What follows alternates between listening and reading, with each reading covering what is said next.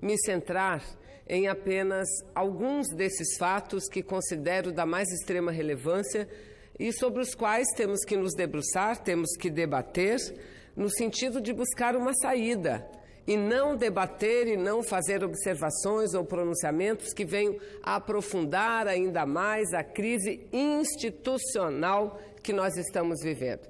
Então, em primeiro lugar, que fique claro, senhor presidente, eu tenho um entendimento de que é preciso que o Brasil se reencontre, e que se reencontre principalmente com a democracia, que se reencontre com o Estado de Direito, que são os princípios da nossa República, sem os quais nós não podemos viver numa sociedade harmoniosa, numa sociedade de progresso, onde as pessoas também têm uma convivência harmoniosa sobre si.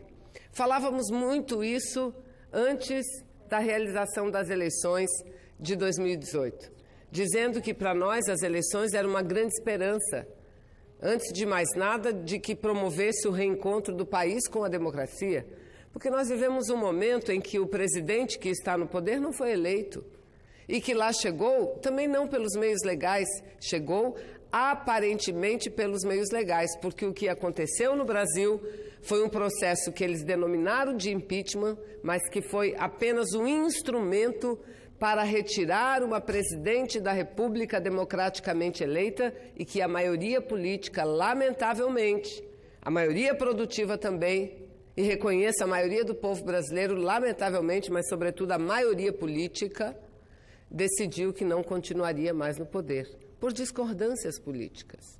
Não por razões de corrupção ou de desmandos no processo administrativo ou na gestão do Estado brasileiro. Não, por razões meramente políticas, ao ponto, senador Guaraci, do próprio Michel Temer, que era vice-presidente da República, dizer, um dia desses, acho que tem 2, 3 dias no máximo, disse que substituiu uma presidente honesta, uma presidente correta.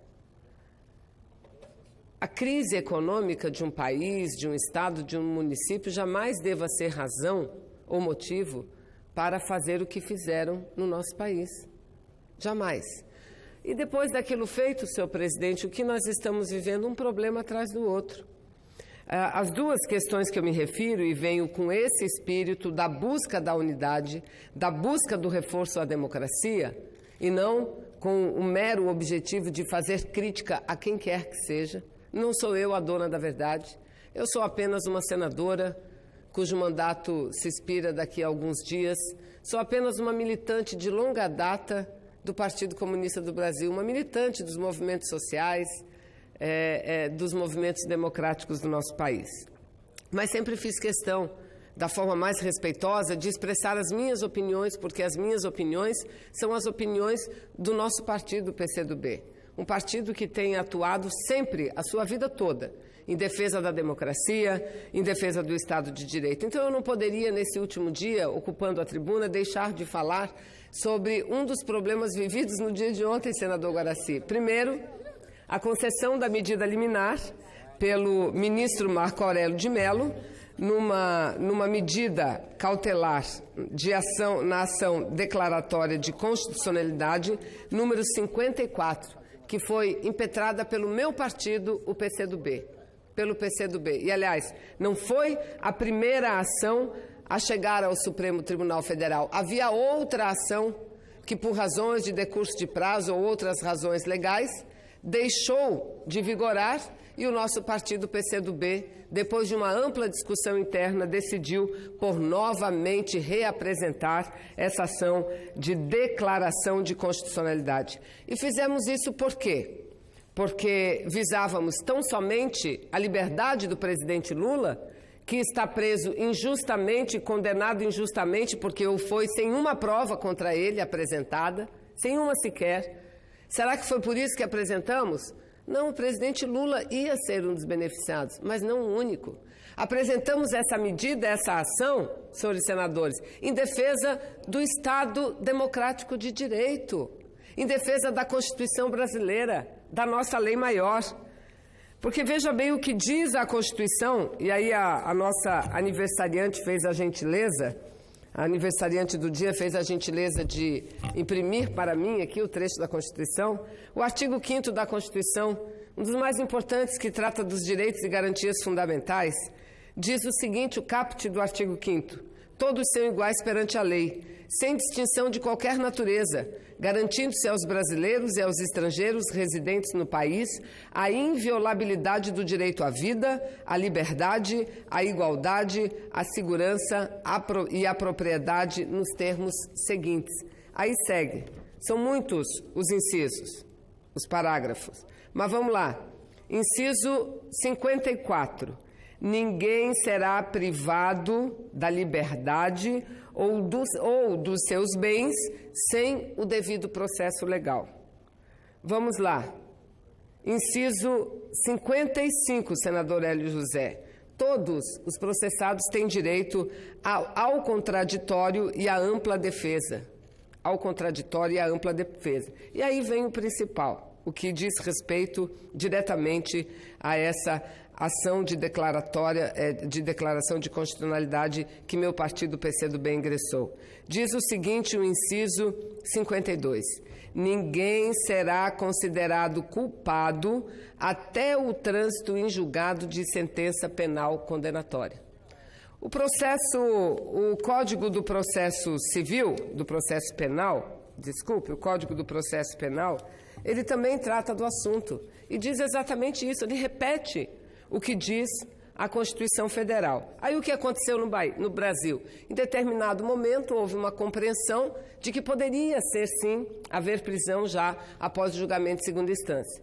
Reuniu-se o tribunal e disse, não pode, vamos cumprir a Constituição só após trânsito e julgado, como determina a Constituição.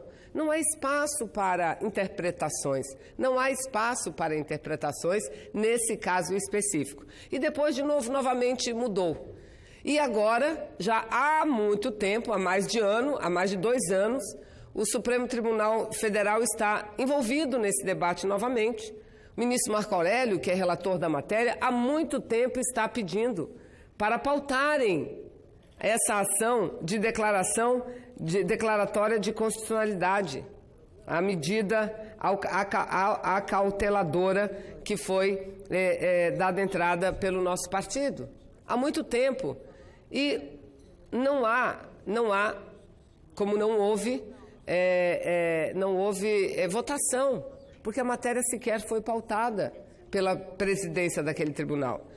Ontem, ou antes de ontem, não sei, esses últimos dias, antes do recesso do Poder Judiciário, o próprio presidente do Poder Judiciário, o ministro Toffoli, declarou que estava marcando a data para a apreciação dessa matéria pelo plenário do Supremo Tribunal Federal para o mês de abril. Só que após essa comunicação feita pelo presidente do tribunal, nós vivemos o que vivemos no dia de ontem. Primeiro, o ministro Marco Aurélio concedendo uma liminar determinando o imediato cumprimento do Código do Processo Penal e da Constituição Federal e que, portanto, todos aqueles que se enquadrassem nessa situação e que estavam presos apenas com o julgamento até a segunda instância fossem liberados. Um julgamento, senhores senadores, repleto de argumentações que mostram o quanto o ministro Marco Aurélio tem razão, e eu vou ler alguns trechos somente. Diz o seguinte, o ministro Marco Aurélio, na sua decisão, uma decisão completa, uma decisão embasada na doutrina da legislação brasileira, inclusive dos fatos ocorridos nas próprias decisões últimas tomadas pela Corte Suprema. Diz o seguinte o ministro Marco Aurélio: o princípio da não culpabilidade é garantia vinculada pela lei maior ao trânsito em julgado, de modo que a constitucionalidade do artigo 283 do Código do Processo Penal não comporta questionamentos. O processo consiste em reprodução de cláusula pétrea, cujo núcleo essencial nem mesmo o poder constituinte derivado está autorizado a restringir. Mas ele segue também, ele diz o seguinte: urge restabelecer a segurança jurídica. a segurança jurídica, proclamar como exinha regra, segundo a qual, em direito, o meio justifica o fim, mas não o inverso. Dias melhores pressupõem a observância irrestrita à ordem jurídica normativa, especialmente constitucional. É esse o preço que se paga ao viver num Estado democrático de direito, não sendo demasia relembrar aqui Rui Barbosa, quando recém-proclamada a República, no ano de 1892, ressaltou, abre aspas, com a lei, pela lei e dentro da lei, porque fora da lei não há salvação. Está plenamente embasada, digo, não apenas, senhor presidente, não apenas pela argumentação jurídica, mas pelo todo o retrospecto que faz o ministro Marco Aurélio em relação às últimas decisões adotadas pelo Supremo Tribunal Federal. As últimas decisões adotadas, as últimas decisões expressas, as últimas opiniões expressas. Eu vou ler o último trecho que acho também muito importante de ser destacado.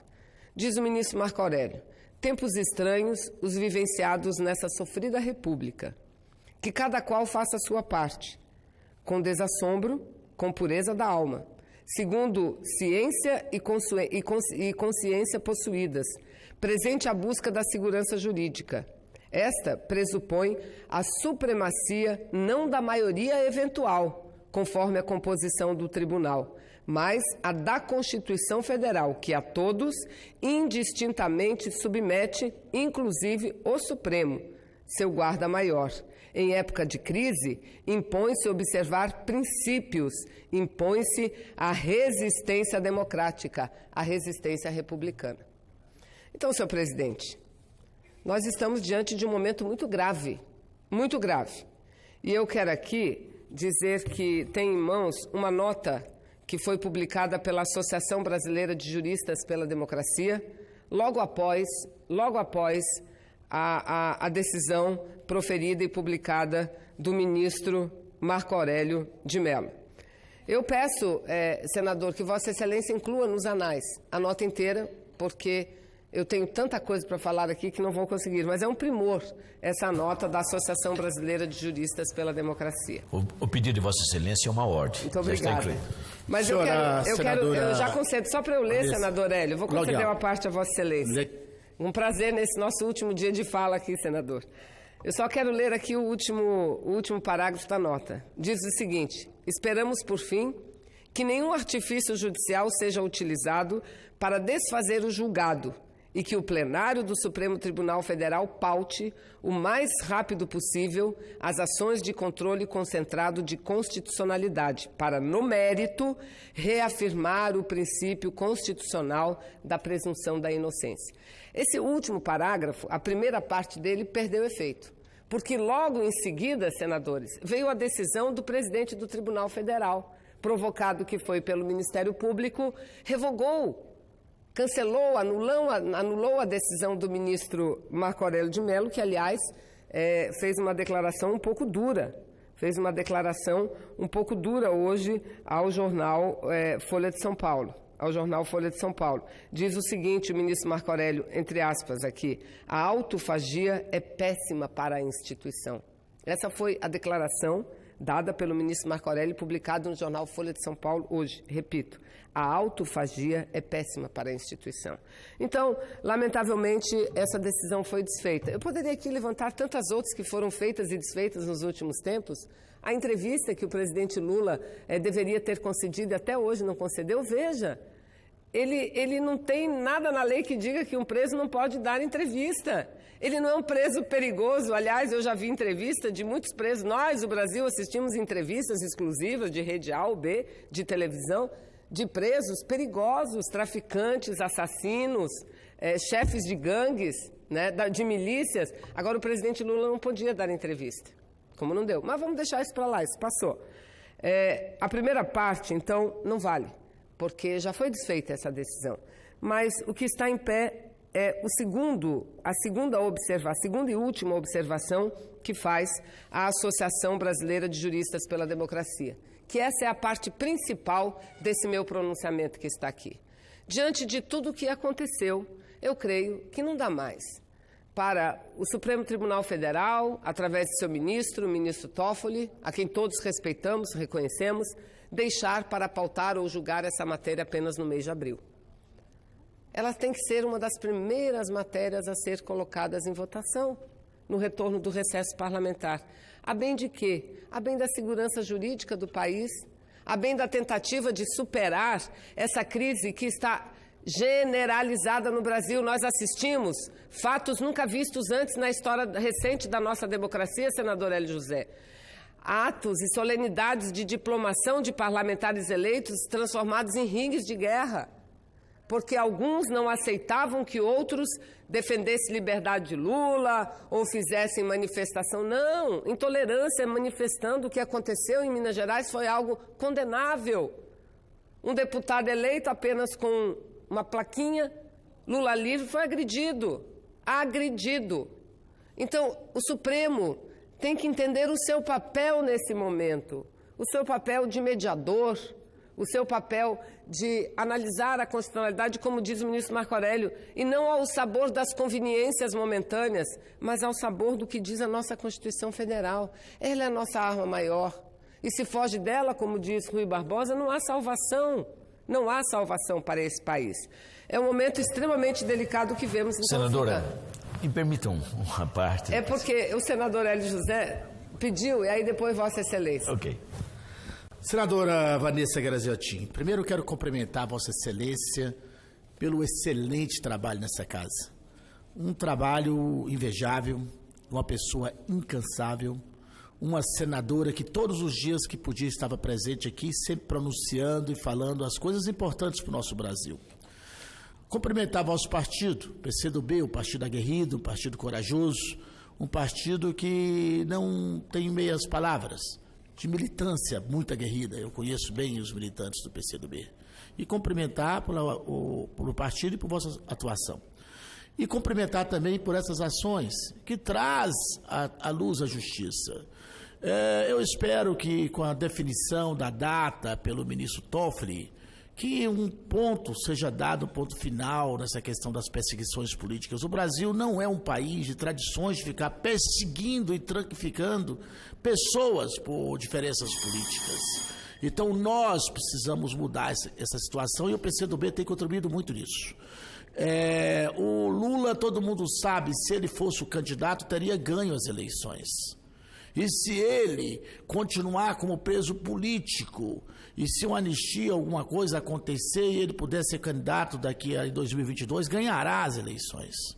Então, o que acontece é que o Lula deixou muitas lembranças positivas. Por mais que queiram diminuir os feitos do Lula, nunca conseguirão. Porque o Brasil separa o Brasil em duas fases: Lula, antes de Lula e pós-Lula. Né? Nem vou entrar sobre mérito da questão da Dilma, mas falo do Lula. Foi um governo diferenciado. Então, fala-se muitas coisas, não consegue se provar nada. Como não conseguirá provar nada com relação às acusações feitas? Daí, o vosso partido está fazendo essa questão importante, essa solicitação desse julgamento, essa análise e o fim dessa perseguição, na minha visão, doente. Eu respeito, até desejei muito sucesso aqui 2 dias atrás ao novo presidente da República. Todo mundo sabe que eu fiz campanha e apoiei o Haddad, mas eu quero que ele faça um ótimo governo, se Deus quiser. Mas nós não podemos continuar com esse regime de perseguições. Então eu quero cumprimentar Vossa Excelência, dizer que me honrou muito poder trabalhar com Vossa Excelência aqui na 55ª legislatura e dizer que Vossa Excelência é um exemplo para Amazonas, para Santa Catarina, que é a sua terra natal, para o Brasil e para os partidos, tá bem? E cumprimentar nosso presidente, senador Guaraci da Silveira, um gentleman, uma pessoa que realmente também é uma pessoa muito bacana nessa casa. Muito obrigado, senadora Vanessa, que Deus abençoe a senhora e que o PCdoB e o Brasil, porque na verdade o PCdoB está falando o que o Brasil gostaria de falar, seja vitorioso nessa causa. Obrigado. Eu agradeço, senador Hélio José, incorporo a parte e também aproveito a oportunidade. Não poderei ficar aqui no pronunciamento de Vossa Excelência, mas aproveito a oportunidade também para lhe desejar muito êxito nessa nova etapa e dizer, como disse ontem, fiz a gravação, que foi um prazer ter convivido esses últimos 4 anos aqui no Senado Federal com Vossa Excelência. E que o que marca, pelo menos em relação à minha opinião em relação ao mandato de Vossa Excelência, é a sua defesa intransigente em relação aos trabalhadores. Vossa Excelência, que é trabalhador, servidor federal do sistema elétrico brasileiro, tem sido e foi, sem dúvida nenhuma, muito importante nesses últimos anos aqui para que a gente conseguisse algumas conquistas e evitássemos alguns absurdos que queriam fazer. Outros não conseguimos, mas alguns nós conseguimos. Então, muito obrigada e também cumprimento Vossa Excelência, senador Hélio José. Senador Guaraci. Senadora, realmente nós vivemos sobre uma égide de dificuldades entre os poderes. Mas as coisas acontecem quando o próprio poder, ele não absorve a inteireza do que ele pode. E eu me preocupo, senadora, quando o Supremo legisla. Essa função é nossa. Essa função são dos deputados e senadores, são dos vereadores. Isso não pode acontecer. Mas acontece por quê? Falha nossa, falha das nossas casas legislativas. Porque por mais competência que os senhores ministros de Estado tenham, mas eles não têm a sensibilidade social que Vossa Excelência tem, que Vossa Excelência tem, senador Hélio José, que nós temos no convívio com o povo. Porque, naturalmente, dificilmente, senadora, a senhora vai encontrar algum ministro do Supremo ou das nossas cortes superiores que tenham vindo de origem simples. Normalmente são de berços nobres, vêm de uma tradição jurídica. Quem tem sensibilidade social e conhece o povo é a classe política, com todos os nossos defeitos ou virtudes, mas nós conhecemos o povo brasileiro, nós conhecemos a nossa nação. Vossa Excelência conhece lá do Careiro, talvez a Barcelos, ou a cabeça do cachorro lá em cima. E Vossa Excelência conhece, hein? Conhece tudo. Ou o presidente Médici. Então, Vossa Excelência conhece o nosso povo e a nossa gente. Assim como o senador Hélio José, como todos os nossos colegas, desde as câmaras de vereadores, a Assembleia Legislativa, a Câmara de Deputados e o Senado, que é a Câmara Alta. Nós conhecemos a nossa gente, nós conhecemos a nossa nação. Então, quem tem o direito constitucional de legislar somos nós. E disso nós não podemos abrir mão. E quando abrimos mão disso daí, as coisas erradas acontecem. As coisas erradas acontecem. Então, por quê? Por mais competência que eu falei, que eles têm, e eu tenho certeza da competência de todos os ministros, senão lá não estavam. Mas não tem a sensibilidade nem o conhecimento. Vejo com mais preocupação, senadora, quando o Ministério Público faz o chamado TAC, Termo de Ajustamento de Conduta. Aí, senadora, o que é isso? O Termo de Ajustamento de Conduta, que hoje o Ministério Público faz, o que? Assume os 3 poderes, o Executivo, o Legislativo e o Judiciário, num tratado só. Porque diz o que é para o Executivo fazer, diz o que o Legislativo tinha que ter feito, e afinal, a coisa tem que se ajustar. Os poderes não podem mais continuar desse jeito, nesse desajuste que está. E o desajuste leva a uma insegurança jurídica, a uma insegurança do Estado. Então, meu senador, esse é o meu pronunciamento, parabenizando sempre como uma senadora extremamente atuante, que sabemos disso, e sei que o seu trabalho foi profícuo e é profícuo e continuará. Deus abençoe. Muito obrigada, senador Guaraci, muito obrigada, e quero dizer que Vossa Excelência tem plena razão. E essa foi a razão que me traz à tribuna, e foi a razão, inclusive, pela qual levou o nosso partido a apresentar a ação de declaração de constitucionalidade, porque nós sabemos que é muito tênue a linha entre o controle da constitucionalidade, da legalidade, com a linha de se atuar ou definir ou estabelecer decisões que invadam a atribuição do legislativo e tão somente dele, que é de legislar. É uma linha tênue. Portanto, a vigilância tem que ser não só entre nós, mas entre os membros do Poder Judiciário também. Entre os membros do Poder Judiciário. Veja, nós fomos obrigados, senhor presidente, a entrar com uma ação pedindo a declaração de constitucionalidade dos termos da Constituição, contra uma interpretação que vinha prevalecendo até então. Mas, enfim, eu quero aqui concluir essa parte do meu pronunciamento dizendo isso. O que nos resta agora, senador Paulo Rocha, sabe o que é?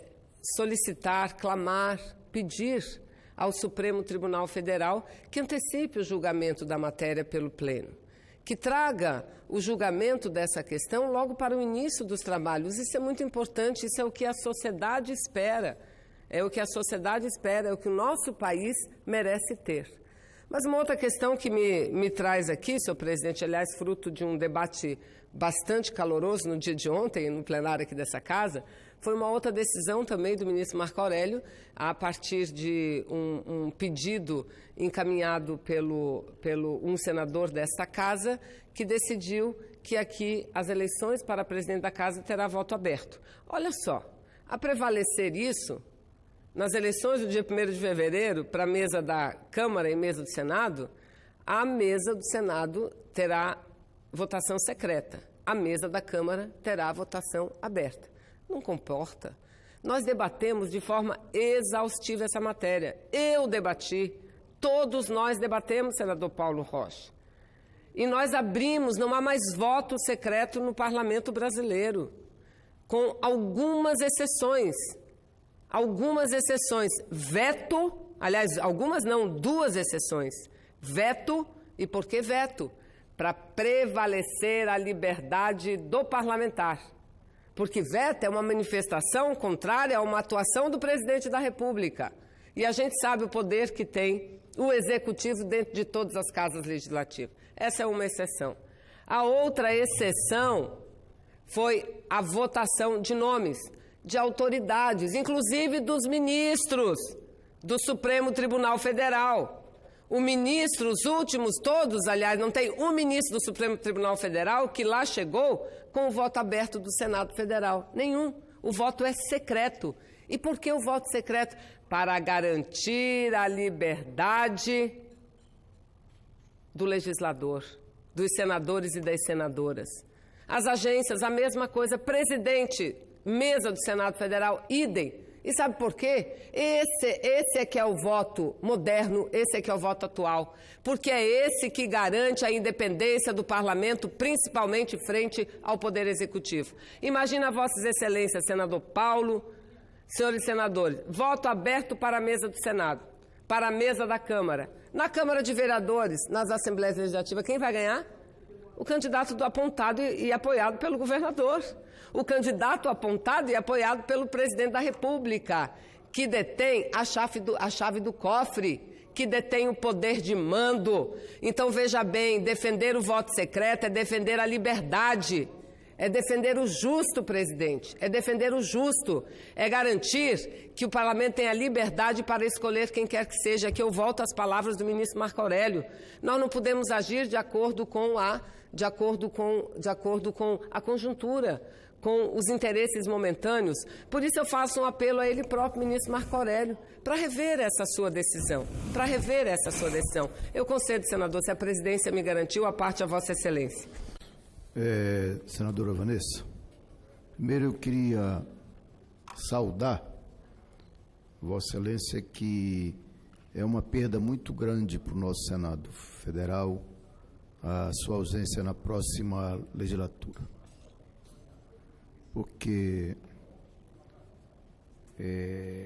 a situação que vai viver e já está vivendo o Brasil hoje precisa aqui de parlamentares que tenham exatamente esta posição política que se preocupa com a democracia, com a independência dos poderes, com a soberania do nosso país, não é? E o que nós estamos vendo, ou está se aproximando, se avizinhando, é tempos difíceis para o nosso país. Não só na sua própria soberania que nós já tínhamos conquistado, está aí os leilões do pré-sais, está aí o futuro ministro de Relações Exteriores de 4 para os países imperialistas, não é? Sinalizando já essa postura de dependência total. E aqui no Parlamento brasileiro, todos sabem, e o nosso povo precisa entender isso, que não se constrói um país soberano, com justiça, com paz e com dignidade, se não for através da democracia, né? E o Parlamento brasileiro é exatamente a expressão maior da democracia de uma nação, de um povo. Por isso que aqui tem que ter, de todos os pensamentos, né, parlamentares firmes e fortes que vêm para cá defender as suas posições políticas, mas principalmente o interesse do nosso país. E é a democracia que produz um parlamento forte, parlamento digno da expressão da democracia, da soberania do nosso país e do desenvolvimento das regiões, do desenvolvimento econômico, social e político de um povo. Então, todos esses temas aí, voto aberto para expor, a perda de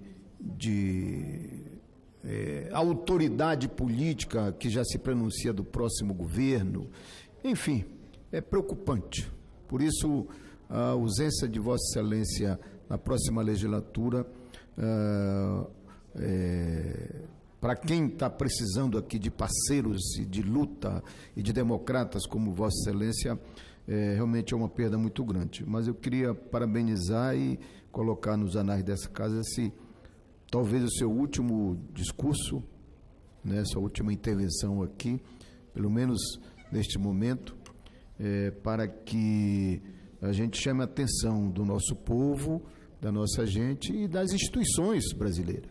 E foi através da democracia que nós constituímos as nossas instituições fortes, como precisa, mas que tem que ter harmonia e tem que ter independência entre os poderes. Né? A harmonia não significa a submissão de um ou de outro. Por isso nós temos que nos rebelar contra essa ação autoritária, vinda do Executivo ou do Judiciário, que quer sobrepor a vontade do povo aqui no Congresso Nacional. Eu, senador Paulo, agradeço Vossa Excelência, incorporo o seu a parte meu pronunciamento, e essa é a tarefa maior daqueles que continuarão, como Vossa Excelência, que concederei, como Vossa Excelência, continuarão aqui no Parlamento. É buscar a harmonia da nação brasileira. É buscar o reencontro nosso com a democracia, porque é isso que está em risco. A crise que nós vivemos é uma crise que se aprofunda, lamentavelmente, uma crise institucional, além da econômica, além da social, né? Eu dizia aqui, senador Paulo Rocha, senador Jorge, do que aconteceu nos atos de diplomação. A gente nunca viu isso. A intolerância não pode prevalecer. Eu que sou do Partido Comunista desde meus 17 anos de idade, não é? E que até achava graça quando antigamente diziam que comunista comia criancinha, agora a gente começa a conviver com pessoas dizendo que o comunista é o terrorista. Vejam, assim, sem ter noção da teoria, sem ter noção dos fatos, sem ter noção da história. Mas foi com esse discurso que muitos dos dirigentes do meu partido morreram. A partir de 64 foram assassinados. E eu, menina ainda, aos 14 anos de idade, nunca esqueço, peguei uma Veja para ler, uma revista, para ler. Morte na Lapa, a matéria era que teriam matado terroristas. Anos depois, senadores, eu descobri que eram dirigentes políticos, militantes, que nada mais faziam do que lutar pela liberdade. Senador Jorge Viana, concedo a parte a Vossa Excelência. Senhor presidente, eu sei que estamos aqui diante de um momento, pelo menos para as nossas vidas, histórico. A senadora Vanessa está fazendo o último pronunciamento, daqui um pouco o senador Hélio José, que eu queria agradecer pela permuta que fez. Está aqui meu amigo Angelim, está ali o Gilberto, está a Mariama, enfim. E eu também já vou subir à tribuna para fazer pelo menos um último comunicado.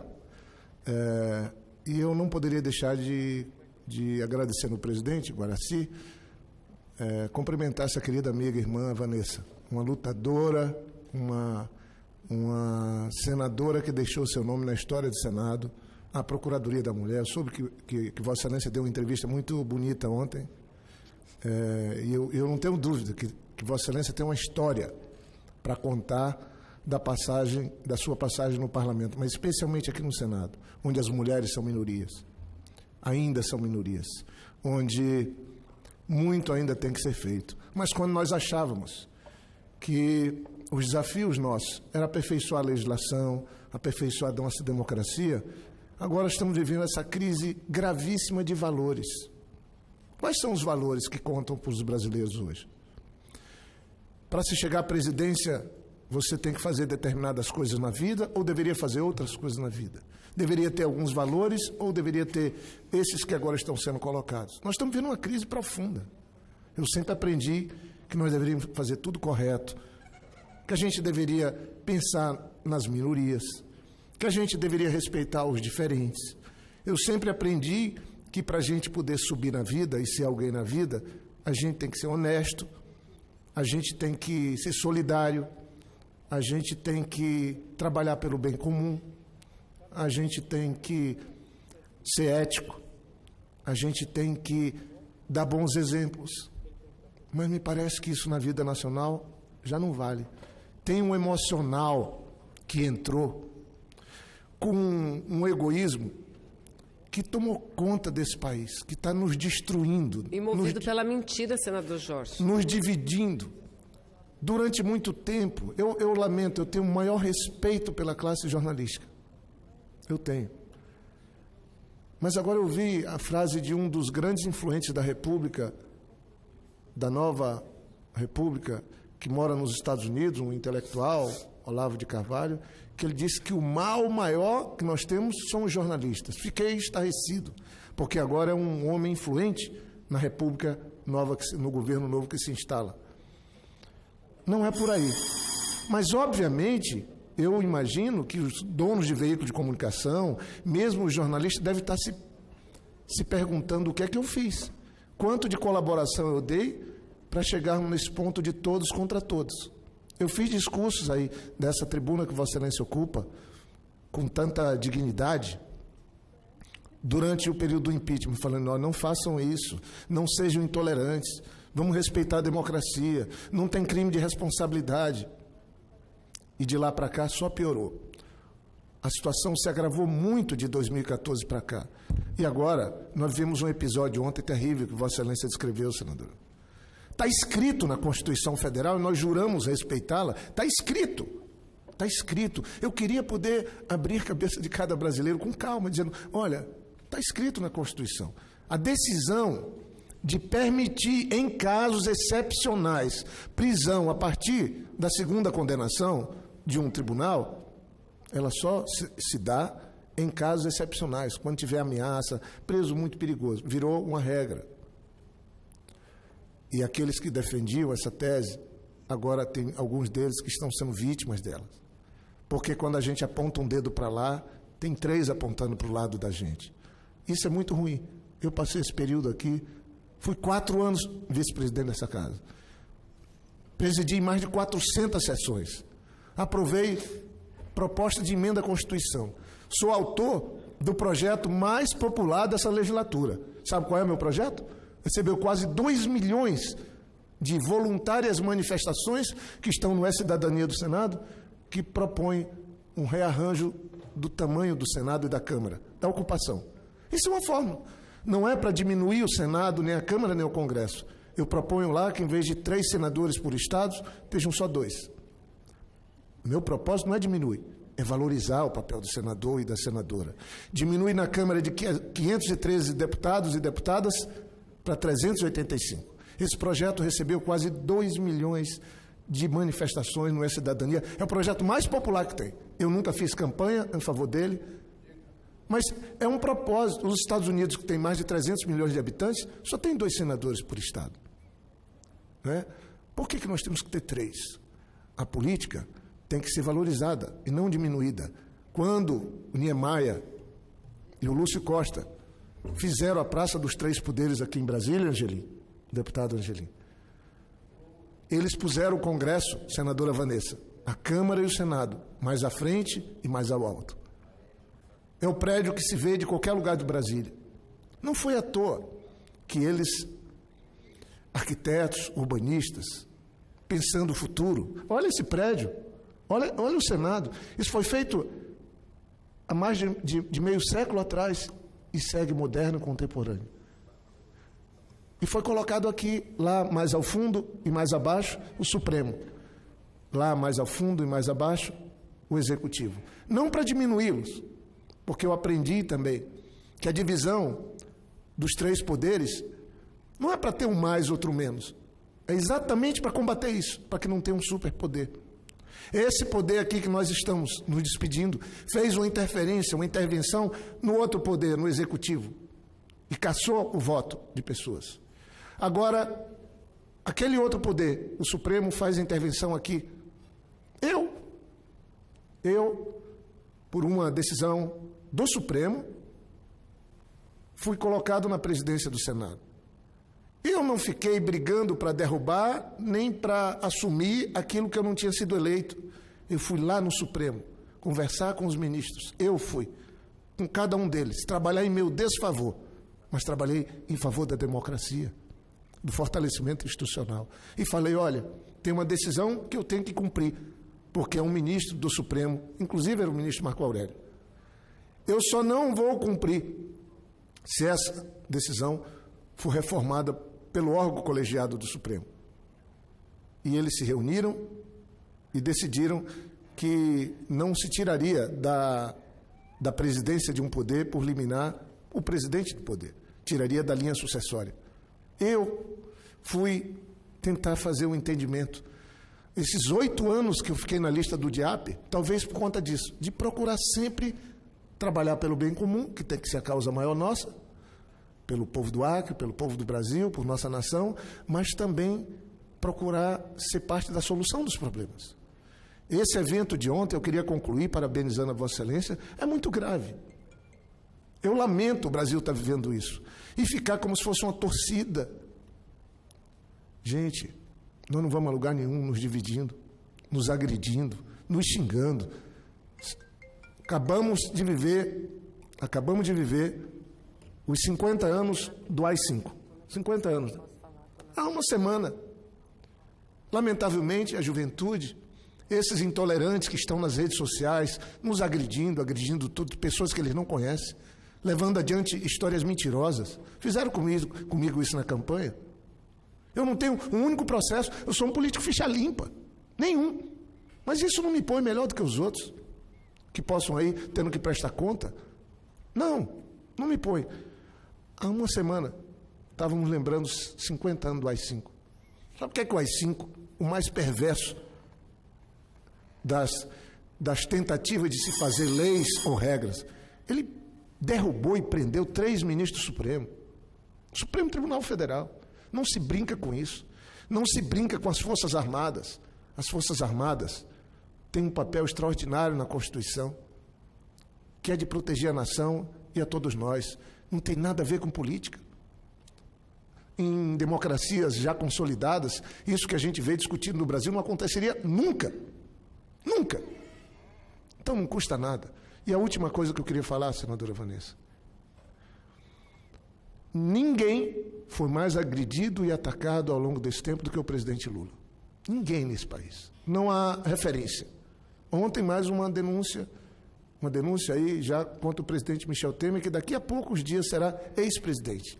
Não se trata um ex-presidente De qualquer jeito, nenhuma nação vai para frente assim. Aí ficam dizendo, o Lula roubou. Roubou onde? Falavam que era um dono da JBS, que tinham fazendas, que tinham tudo. Vasculharam a vida dele e da família dele e não acharam. Não acharam. Não tem. Está evidente que não tem. Agora, o presidente sempre foi influente, sempre estimulou os negócios no país, dentro e fora, sempre. E fez isso para o bem do país. Fez tão bem a quem hoje está o condenando. Ele fez tão bem a quem hoje está o agredindo. Fez tão bem essas pessoas que estão com ódio no coração.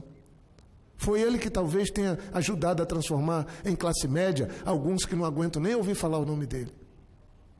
Porque se criou na época do governo dele uma classe média de 100 milhões de pessoas. E parte dessa classe média parece que não se aceita. Não aceita ganhar 10 mil por mês. Porque queria ir para Miami 3, 4 vezes por ano. Queria ir para o Nordeste, mas não quer conviver com os mais pobres. Essa intolerância é terrível. Essas pessoas podiam ponderar um pouco. E eu queria concluir aqui fazendo só uma observação, além de cumprimentar Vossa Excelência, de um texto do Saramago. É um pequeno texto. Estamos a destruir o planeta e o egoísmo de cada geração não se preocupa em perguntar como é que vão viver os que virão depois. A única coisa que importa é o triunfo do agora. É a isto que eu chamo de cegueira da razão. Nós estamos cegos da razão. Nós estamos cegos dos valores. E nos deixando ser tomados por um emocional intolerante, preconceituoso, que não reconhece quem nos ajuda, não reconhece quem faz o bem. E numa cegueira da razão, aponta-se o dedo para todo mundo, quer se armar todo mundo e quer se destruir tudo e todos. Eu daqui a pouco vou falar, senadora Vanessa, mas certamente minha fala não estará à altura da de Vossa Excelência. Lindo.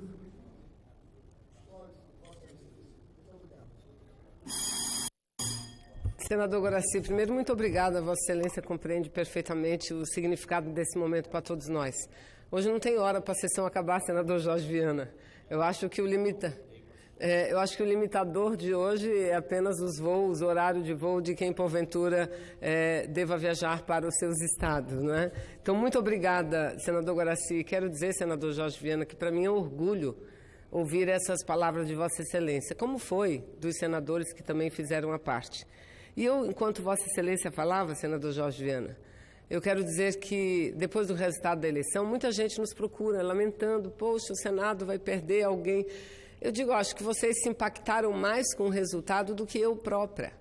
Porque, veja, nós continuaremos na luta, nós somos jovens, nós temos ainda muito que dar para esse país. Eu comecei a militar politicamente, senador Jorge Viana, com 17 anos de idade. Vossa Excelência estudou, foi para fora, quando voltou, foi cuidar do seu Acre, na prefeitura, no governo.